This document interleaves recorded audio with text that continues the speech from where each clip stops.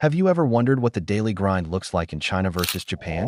Well, wonder no more. From the moment these two metropolises wake up, they do so in very different ways. In this series, we compare two countries across a variety of topics, and today we're looking at China versus Japan. All right, let's take a look. When the workday begins in Beijing and Tokyo, that means a morning commute for millions. But the scenes at rush hour couldn't be more different. In Beijing, it's all about the subway. This is what the subway looks like in Beijing at 8 a.m. Packed to capacity. And here it is at 10 a.m., still packed. Now, many Chinese don't eat breakfast at home. Instead, they grab something quick on their way to work. What does that look like?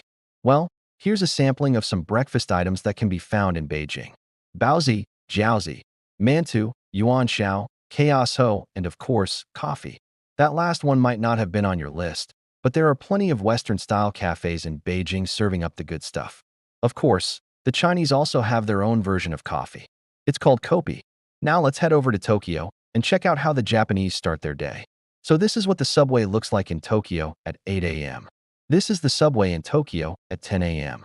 But the Japanese have an alternative to the subway. They use an app on their phone to hail a ride. And because there are so many people in Japan who are doing the same thing, it's quite easy to find a ride. The downside is that many of these rides are not cheap. This is what 120 yen looks like. Here's what 120 US dollars looks like. Yeah, it's a lot. Speaking of getting around, in addition to subways and ride-sharing services, both Beijing and Tokyo residents have another option. They can take a bike. That's right, bike sharing has gone global. Now, if you've watched our other videos, you know that China loves a good bike. It was actually the birthplace of the bicycle. So it only makes sense that Beijing would have plenty of bike lanes and bike paths. But here's something that we bet you didn't know. Tokyo also has plenty of bike lanes and bike paths. It just doesn't look like the Japanese are big fans of riding them. All right, now let's switch gears a little bit and talk about public spaces. What do the parks and plazas look like in the early morning hours in major cities like Beijing and Tokyo? Well, in Beijing, this is what the Beihai Park looks like at 6:30 a.m. There are people practicing Tai Chi and some tourists taking in the scenery. Now here's that same park at 9:30 a.m. A lot more people out and about. How about Tokyo? This is Ueno Park in Tokyo at 6:30 a.m.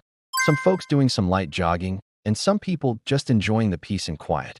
And here it is at 9:30. Things are starting to heat up in Tokyo.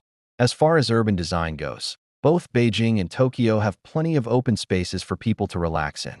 Of course, having open spaces in cities is nothing new. European cities have been doing it for centuries. But in China and Japan, it's a more recent phenomenon.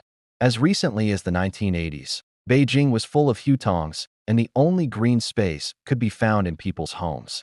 Today, things have changed. Not only does the average person have a smartphone, but they also have access to the internet and social media.